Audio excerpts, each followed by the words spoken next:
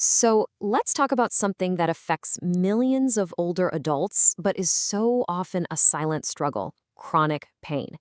The good news? It really doesn't have to be this way. We're going to dive into how to manage that pain and, most importantly, how to get back to living a better life. Just to give you an idea of the scale we're talking about, it's huge. More than half of all adults over 65 are dealing with persistent pain. I mean, think about that. This isn't some rare thing. It's a massive health challenge happening all around us, in our own families and communities. Okay, if there is one thing I really want you to take away from our chat today, it's this. Pain is not just a normal part of getting older. It's not. It's a medical condition that can be treated. It's absolutely not some rite of passage you just have to endure. So let's break it all down. We're going to walk through some real actionable steps for older adults, for caregivers, for anyone looking to navigate this challenge and get back to a life that feels good. All right, first things first, we've got to understand what we're really up against. And there's a reason we're calling this an invisible epidemic. So, what do we even mean when we say chronic pain? Well, put simply, it's pain that sticks around way longer than it should. We're talking more than 3 to 6 months. It's like that unwelcome guest who just won't leave, long after an injury or illness should have healed up. And the causes can be all over the map, but there are some usual suspects when it comes to older adults. We're talking about things like arthritis, that classic wear and tear, or chronic back pain.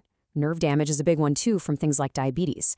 And sometimes it's just pain that hangs around way too long after a surgery.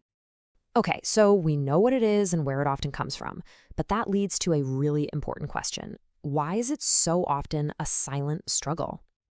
I mean, seriously, think about it. If so many people are going through this, why isn't it talked about more? Why is it so often underreported and undertreated? What's behind all the silence? Well, the reasons are really complex, and they're deeply human.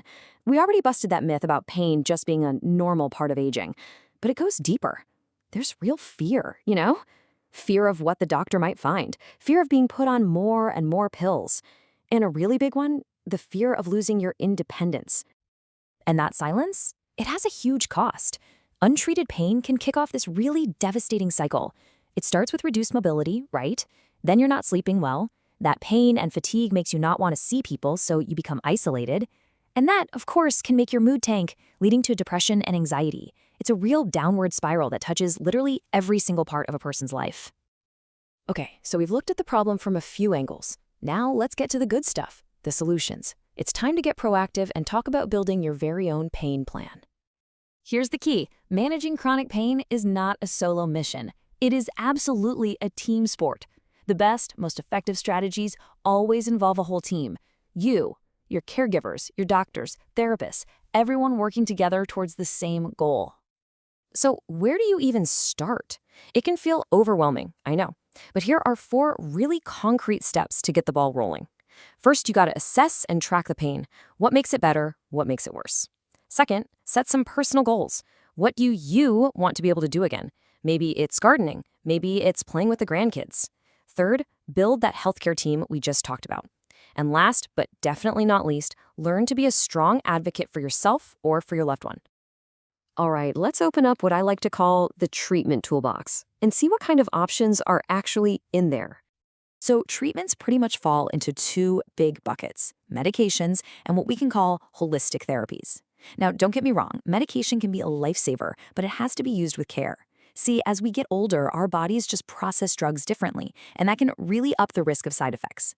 On the flip side, you've got these holistic therapies, which tend to have fewer side effects, and this is huge, they empower you to take an active role in your own health. And this non-medication toolbox is just packed with powerful stuff. You've got physical therapy to build strength, gentle exercises like walking or Tai Chi to improve flexibility, but it doesn't stop there. Think about things like massage, acupuncture, even mindfulness and relaxation techniques. And get this, your diet plays a huge role. Focusing on anti-inflammatory foods like berries and leafy greens can make a huge difference. Honestly, the best plans almost always mix and match from this toolbox. Okay, let's start to bring this all home.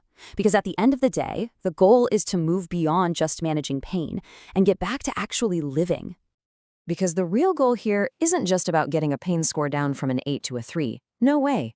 The real goal is to improve your function, to help you maintain your independence, and to boost your overall quality of life.